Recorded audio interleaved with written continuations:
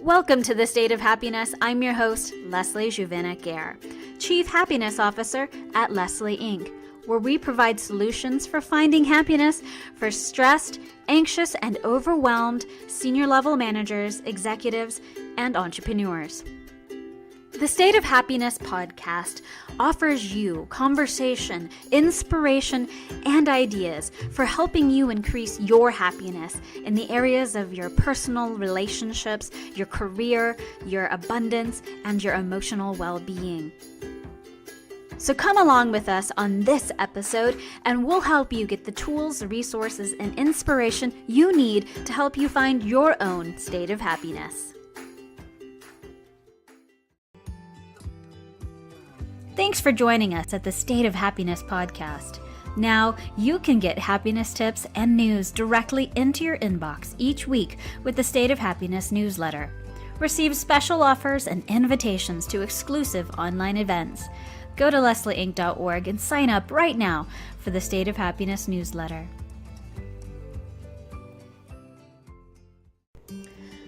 Around here, we don't look backwards for very long. We keep moving forward, opening up new doors and doing new things because we're curious, and curiosity keeps leading us down new paths. Walt Disney. Letting go is hard. That's probably one of the most important lessons that my clients have to learn every day, is when to know when to cut your losses and to move forward. You know, it reminds me of a story that my friend Larry Balma tells about letting go and taking risks. And Larry, if you don't know him, he is one of the co-founders of Tracker Trucks, and he is also one of the co-founders of Transworld magazine, Transworld Surfs, Snow, etc. And anyway, one day he told me about letting go and knowing when to cut your losses. Well, before he ever got into the skateboard business, he was into commercial fishing. That's how he made his living. And he would go out off the coast of California and search for fish. And, you know, being a commercial fisherman is not an easy job. It's dangerous, and there are many risks involved. And well, sometimes he'd go out and there would be really bad storms. And these storms would get so bad that they would literally risk their life and limb just to make money. And he told me a story about one of his friends who went out and went fishing. And there was a big storm, and he told his friend, "I'm going back in, and so should you." But the guy stayed out anyway because he didn't want to let go of his expensive nets. He didn't have enough time to bring them back up and go back to shore, so he decided he was going to brave the water and brave the weather and see what happened. Needless to say, Larry had lost a few friends to not letting go, to not cutting their losses and just heading back to safety. When we think about letting go, we don't realize that sometimes holding on is what is going to hurt us the most. We are so afraid of letting go because we think we're going to fall, and that falling means failure. But that's not always true. It takes a very wise person to know when to let go, when to cut your losses, when to stop wasting time and energy and even money into something that isn't just going to work the way you want it to. Letting go is hard because I've heard hundreds of clients say some of these things about letting go. They have told me that they've had to grieve the loss of the person that they were married to, that they're no longer the way they are. They felt like that part of their life is over. Like if they lost a job or got fired, they feel very sad that that part of their career is over. Some people look at letting go as failure, that there's something intrinsically wrong with you that made the situation mess up. So therefore, you are a bad person and not worthy of success and starting over. And most importantly, stepping into the unknown is frightening.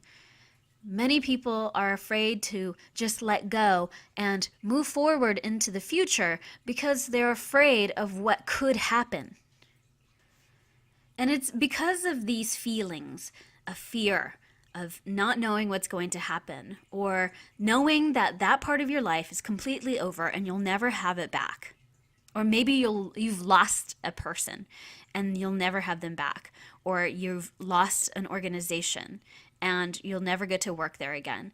That's a part of the grieving process. A lot of people confuse fear and use fear as this blanket of feeling. And there are so many nuanced emotions that can better and more accurately describe how you're feeling and what's happening at that stage in your life.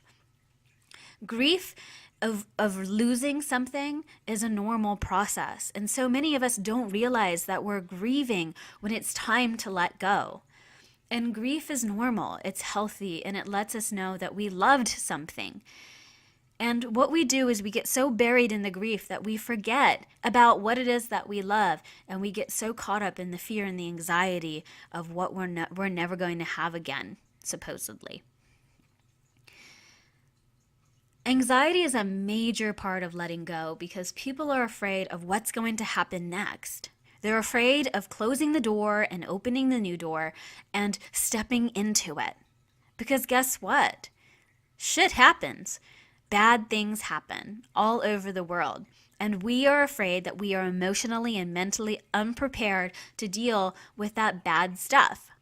And when we think that we can't handle that bad stuff, we begin to diminish our ability to handle and to confront our life's issues in a way that's mature and truly reflects our own authenticity. When we are afraid of the future and we're afraid of failure, and then simultaneously grieving the loss of something that we no longer have or is no longer there, we're then caught between two worlds. Eckhart Tolle talks a lot about this in the book, The Power of Now. He says depression is living in the past and anxiety is living in the future. And if we can only accept the present moment for what it is, then we're no longer living in the past and worrying about the future. But so many of us cannot control our minds and our thoughts, let alone our emotions, so we're stuck continually in this past and future tense. Another part about letting go is this vision of rejection. That if we let go of a sour relationship, it's them who got rid of us. It's them who chose that we weren't good enough, and therefore there's something intrinsically wrong with us and unlovable, unworthy and unlovable. And it's tough to see people like that because they literally treat themselves as unlovable. If you believe you're unlovable and if you believe that you're not worthy of respect and kindness and transparency and all the things that involves a healthy relationship, and you're willing to put yourself aside and not be your true self and to not live a healthy relationship, so that way you can maintain unhealthy ones and just to be there so you're not alone, there's a problem. Letting go is a normal part of our life, but so many people don't know how to let go. They only know how to hold on to their fears, their anxieties, their worries. They lead their lives by their fears. I better not let go. I better just do this so that this doesn't happen. I better do that so this bad thing doesn't happen. If you're leading your life based upon your fears and navigating every single choices based on something that you're trying to avoid and something that you're running away from, odds are you're actually creating that hellscape of experience. There are so many masters who talk about letting go, and much of it has to do with acceptance. Acceptance is the road that paves us into the present moment. It grounds us to this present moment and begins to become acutely aware of everything that is happening around us. And through acceptance, our consciousness grows. In my 4 C's, the consciousness is the first step to creating a life of your choosing. When we develop consciousness, that means we're focused on the here and now, and it means that we're becoming acutely aware of what's happening and allowing the clarity of the moment to dictate to us what we need to do to make the next step. But because we're so caught in the past, dreading all that we've lost, and we're worrying about the future, all the bad things that could happen, we're not aware of what's actually happening. So we're living in our mindscape of anxiety and fear, but we're not actually engaged in the present moment. The more in control of your emotional situation and mental situation, you are actually being conscious. Consciousness then leads to creativity, and it leads then to confidence, and that confidence creates even more connection, and through the connections, we open new doors and we step through them. But what do great masters have to say about letting go and acceptance? Well, William James says, acceptance of what has happened is the first step to overcoming the consequences of any misfortune. Good or bad, no matter what we've done before. Whatever negative seeds we may have planted, whatever negative karma we may be reaping now, we can accept it as it is, and from that place we can make a change. Nathaniel Branden says, the first step toward change is awareness. The second step is acceptance. Like I was saying before, consciousness is a key part of developing a used to-ness of making change and letting go. Building awareness of, okay, I get it. This person doesn't love me anymore. This company isn't right for me anymore. This corporate culture is dysfunctional. Beginning to understand and discern the difference between our own fear-based judgment and the situation for what it really is allow us to get fundamental perspective. And that's why consciousness is so important. Developing awareness from a conscious point of view of accepting the situation as it is and everyone for who they are, not from a judgmental place, but okay, the grass is green today, the sky is blue today, the roads are clear, gotta make my first step. Making those steps into just accepting your landscape, where you are, getting yourself positioned to move forward is going to help you propel yourself from letting go and moving forward. Accepting the situation and others and knowing that you can't change them. That, guess what? No matter what I do, I bend myself backwards. I change everything about me, my hair, my clothes, my behaviors. They're not going to change. I can do everything and they will still feel and behave that way. This is the most important thing you need to learn. When letting go from an unhealthy relationship, you have to begin to step into your own authenticity, being your true self, your happiest version of yourself, your healthiest version of yourself. Because if you take on unhealthy behavior, such as enabling and blaming and feeling resentful, that's not going to change any relationship. It's just going to create more drama and more discord in the relationship. But when you come from a healthy place, accept yourself for who you are and know that you can't change yourself based on somebody else's whims, but to really step into your own authenticity, you then begin to change the dynamic of the relationship. That's where true personal power comes from. Michael J. Fox says that acceptance doesn't mean resignation. It means understanding that something is what it is and that there's got to be a way through it. That's some wise words right there, especially from someone who's dealing with Parkinson's disease. He's accepting what is, and then he's looking for opportunities, solutions, and focusing his mind on those opportunities and solutions to change. Because as long as we're holding on to the problems, we're not opening our hands and our minds to the solutions. George Orwell, the author of the book 1984, he says that happiness can exist only in acceptance. And George is right.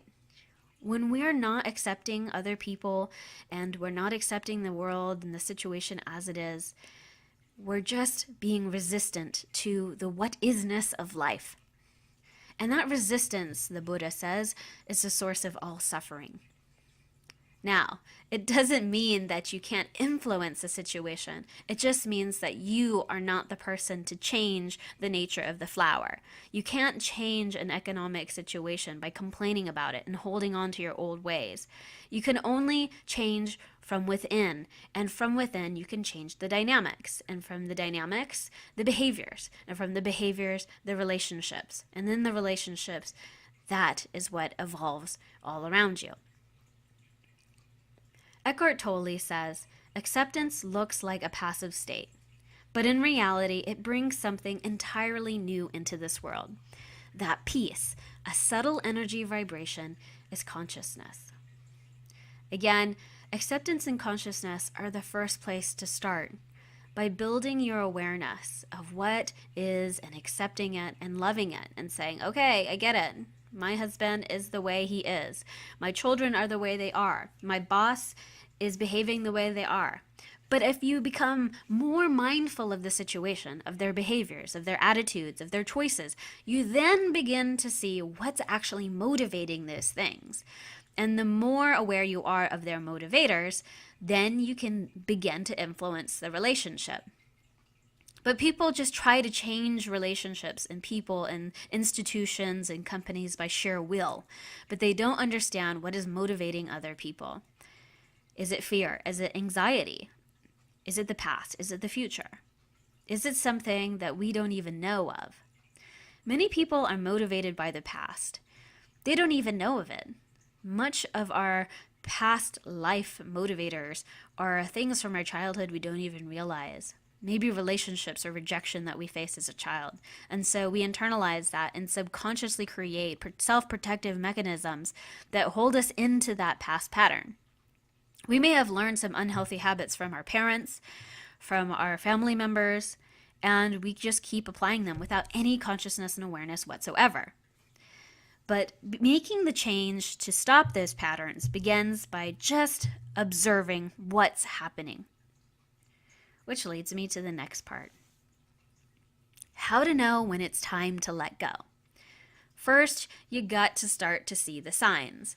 If you're clear in your moment and you begin to just quiet the monkey chatter in your head, stop thinking about all these conspiracy theories, this person's doing this to me and that's going to happen and all of this system is out to get me. If you stop the conspiracy theories and begin to just pay attention to the signs and symbols and the behaviors and the attitudes all around you, then you can begin to see the patterns.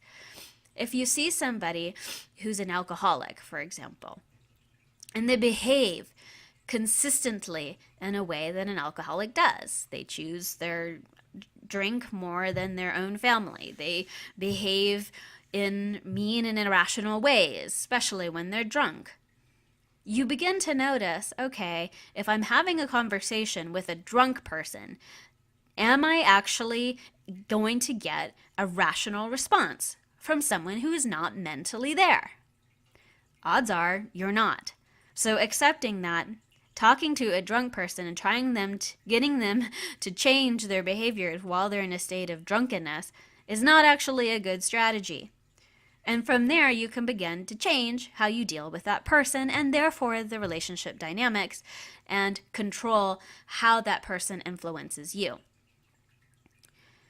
Becoming aware of the signs and the patterns of your life around you will give you new ideas on how to deal with them, how to change your own behavior, how to change your own attitudes and beliefs about the situation and the persons at hand. And remember, letting go is a part of a never-ending growth process. We're always letting go. When the man becomes an adult, he's no longer a boy. That means he's letting go of some of those things that no longer serves him.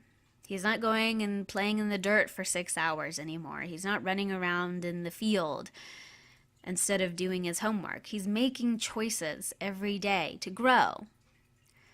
So with that being said, realize like the rose as it grows, it lets go of being the seed in the ground and turns into a plant. And it lets go of being a flower and drops its petals and turns into a rose hip full of seeds. And then the cycle begins again. But the rose isn't fighting its own natural nature. It's not fighting its natural state in its true fulfillment of itself. It's embracing every aspect of its change. And so is letting go. If you want to grow and be better and be more aware and be a more fulfilled version of yourself, that means you have to let go of the outmoded version of yourself. The signs are all around us. You can see when somebody isn't wanting to cooperate with you. It might be a spouse, it might be a colleague, it might be a boss, it might be a customer. These people will give you the signs. They will tell you, even in not direct ways, but they will tell you when they don't want to work with you anymore. They will tell you when their priorities are somewhere else. And it's up to you to get really good at recognizing these signs and symbols that other people are giving you. If you're working on a project with somebody and they're not responding to your emails and they're not being cooperative and they're not doing their work, signs say that they just don't want to do what that is. There's something else that's guiding them and pushing and motivating them. All you have to do is then to begin to understand the situation for what it is, where they are, what's happening, and then you make your own choices that are best for you. And in your truthfulness, in your own authenticity, and in that state of honestness, the person's going to say, okay, well, Leslie's not going to accept that anymore. She's obviously making different choices with different people so she can get what she needs. So either A, I have to be honest, or B, I'm going to float away somewhere, pretend it never happened, and just let that be my excuse as to why the relationship fell apart. You can do what you need to do, and you don't have to worry that somebody else who's not cooperating and not doing their job is going to limit you. You have to let that go. Another sign that it's time to let go is that you feel consistently bad in a relationship. You go to work and you consistently feel bad. You feel stomach pains. You feel heart palpitations. You get headaches. These are signs and symbols from your body. I believe it was Jim Rohn who said that whenever he invests money into something and he starts to get a headache or a stomach ache, he'll pull his money out because he trusts his own intuition. Your physical body is a barometer for whether or not something is going to work or not. So listen to your body's nudges. If you go into a meeting and somebody's constantly giving you a headache, figure out why that person is giving you a headache, why you can't stand that person anymore. For example, if you get sciatica, why is it that you feel so disgusted by someone when your stomach hurts when you're around them? Begin to listen to the signs and symbols that your own body and intuition are developing and giving to you as a way of communicating that something's not right and it's time to let go. If you feel constantly sad when you're around someone or in a situation, it's time to move on because that's over. Now, it's time to figure out ways to let go. Reinhold Niebuhr, an American theologian, said, "Grant me the serenity to accept the things I cannot change, the courage to change the things I can, and the wisdom to know the difference." You may have noticed that in the Alcoholics Anonymous prayer. But it's so important to know and to have peace that some things you just can't change and you have to accept. And that you can change some things. And that it's up to you to have the clarity, the consciousness, and the awareness of what you can and what you can't. And the good thing is that the universe, God, whatever it is you believe in, will provide the solutions for you. You don't have to be the source of everything. You don't have to be the person who changes everything in your life. You just have to focus on yourself and your attitude and creating a positive mental state. Sometimes life will get to work for you if you simply let it, but we hold on too long to things that don't serve us. So the first step to letting go and finding acceptance is programming your mind to effortlessly move into new situations. Get yourself calm. Maybe relax on a couch and just meditate on how easy it is to just accept new opportunities, to step into the newness of life, the unknown, and imagine yourself letting go with ease. Imagine holding your fist really tight, and inside of this tight fist is all the things that are going wrong in your life. And then I want you to imagine just letting them go. They might fly away like a hand of birds, or it might be strings of balloons, or maybe just dust or glitter that's flying into the air and going away. Imagine your mind letting go of all of that stress, letting go of all of the burdens and the worries, the fears, the anxieties, and then just leave your hand open. Leave it open to receive abundance. Allow yourself to become pleasantly surprised by life, knowing that you don't have to make everything change, and you don't have to change people to be happy, but you can just simply be in a state of reception. The second thing you can do to let go and to create acceptance in your life is to forgive resistant people. There are some people who are inconsistent. There are some people who say they're going to do one thing and they don't do it. There are people who just are not self-disciplined and neglectful, and that's okay. It doesn't mean that these people are going to sabotage your success. It doesn't mean that they're going to stop you from creating the life that you want. The universe is programmed in such a way that that's not possible. But so many of us have believed since we were children that because our parents controlled our environment, it means that they control our mental and emotional state. Well, we know that that's simply not true. Even Nelson Mandela, who was in prison in South Africa for 20 years, couldn't go anywhere or do anything, but he said and found forgiveness through simply accepting where he was and choosing where his mind and his soul went. And through that, he walked out of there as the victor and later became a leader for the country. So forgiving others who are resistant to positive change, resistant to you, resistant to collaboration, forgive them. Let that go and forgive them. And then align yourself with cooperative people. Look for those people who want to help you. Look for the people who are happy and eager to provide you solutions because that's what they want to do. Remember, everybody wants to give something. Let them. Accept it. Say yes.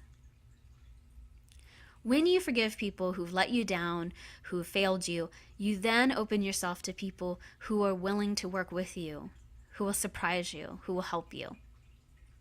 That is a great victory. The third thing you can do to let go and create acceptance is to reevaluate your own priorities. What is really most important here when you are in a state of conflict with other people? Remember, what are you fighting for? For example, if you're fighting with your boss about a promotion and you said, I want a promotion, give me a name change. Think about what you really, really want. I ask my clients this all the time. This is a very common issue that my leadership clients face. I want a promotion and I want a title change. And I'm saying, what do you actually really want? Do you want more money? Most of the time, it's not even more money. Most of the time, it's just respect. It's recognition. These are things that, sure, you get a new title, but are you actually going to get them? Focus on the respect. Focus on the recognition instead of a title change. A title change is just a byproduct of increased respect and recognition. So focus on what you really want. If you want a loving, healthy relationship and you're trying to force one with an unhealthy, drug-addicted, or alcoholic person, good luck. If you want healthy relationship and healthy dynamic, it means you have to make healthy choices and change the dynamic of your relationship from within. Expecting somebody who is not physically and mentally and emotionally there and capable to make those changes for you is unrealistic. You have to begin from within. Most of the time when we're asking for something, we're acting on fear and we're not acting with clarity and definiteness of purpose. That's what Napoleon Hill said. He said, you gotta always act in definiteness of purpose. But a lot of times people are acting without definiteness of purpose. So if you know what you really want out of life and your career is respect and recognition, then give respect and give others recognition. Because the more you do that, the more that will come back to you. Every seed you sow will grow and come back. If you want a healthy marriage, then you have to act respectfully. You have to respect yourself. You have to make healthy decisions for yourself. You have to create boundaries for yourself. You have to act in a way that you want to be treated. A lot of the times we let our true motivations fall underneath our fears and anxieties. And the final thing that you can do to let go and create acceptance in your life is to take responsibility for your own feelings, desires, and needs, and actively and consistently work on them. Nobody else in your life is responsible for your happiness. Nobody else in your life is responsible for fulfilling your desires. And nobody else is responsible for knowing and anticipating and fulfilling your needs. But we come here, and I've got hundreds of clients who come into my office in the very beginning, and they're miserable in their marriages because how dare their spouses not fulfill their needs and meet their feelings and subscribe to their desires. Guess what? They're their own person with their own feelings, desires, and needs. Marriage is not about fulfilling each other. It's about fulfilling yourself in a space that lets you do that. Healthy relationships and healthy marriages know that when you take responsibility for your own feelings in the condition of your own mental and emotional state, the better your relationship is going to be. The better you are at developing personal independence and personal responsibility, and therefore accountability. Holding yourself accountable, first and foremost, in your world is the number one way to begin the process of letting go. It's saying, okay, I know what I can change inside myself, and I know what I can't change in others. Maybe I can't make my husband more attentive. Maybe I can't make my colleagues respect me, but I can begin to start within, and I can respect myself, and I can respect them. Be the change that you wish to see in the world, according to Mahatma Gandhi. That's what helps to create the awareness and start the process of finally letting go. You can let go. It's in your nature. You were born to let go. Resisting letting go is resisting who you are. And if you deny yourself, you're therefore denying your own godliness. You're denying your own power and creative prowess. Accepting yourself as someone who is capable of change and capable of growing awakens your true awareness of your fundamental and personal powers to create a life that you love. Your life is not in anybody else's hands. Your satisfaction and your contentment and your ultimate happiness is all within your hands. And when you get focused and develop consciousness and awareness of what makes you happy and who you are and what's going on in the relationship dynamics around you, then you can begin to create strong choices that affirm your truth. You were born to change. You are changing. Whether or not you are aware of it, you are changing, and that is your nature. So don't be afraid of your ultimate nature. Don't be afraid of yourself. Because what happens when you allow yourself to change is you begin to realize that you can be somebody else. You can grow, and you can fully realize who you are. And so many people are afraid of their fully realized self. You were born for greatness. You were born to be totally and completely fulfilled and fully realized.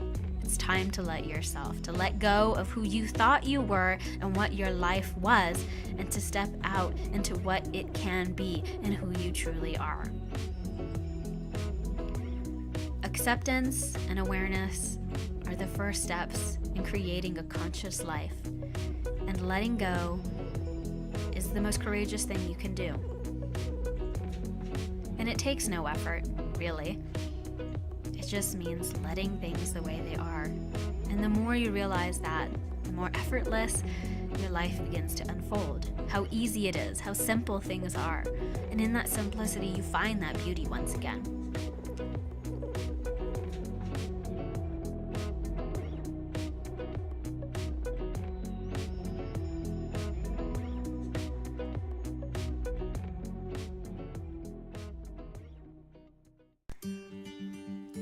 After listening to this podcast, you may realize that there's an area in your life that just doesn't seem right. Or maybe there's someone that you love that is struggling to let go. At the leslieinc.org website, you can take the happiness assessment. It's a quiz with basic questions to help you evaluate which area in your life is struggling and maybe needs some more clarity. This quiz can help you develop the clarity and consciousness you need to accept your life and make conscious decisions. Find your happy place with the happiness assessment right now at leslieinc.org.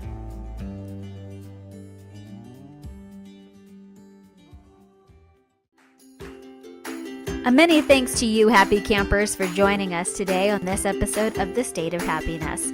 If you'd like to continue the conversation, you can join me at Twitter at Leslie Juvin, as well as follow at Leslie Inc. on Instagram, and talk with us at Facebook at Official Leslie Inc. If you enjoyed this podcast, be sure to leave us a rating and subscribe and share with a friend. As always, thanks for joining us, and remember, a smile goes a long way.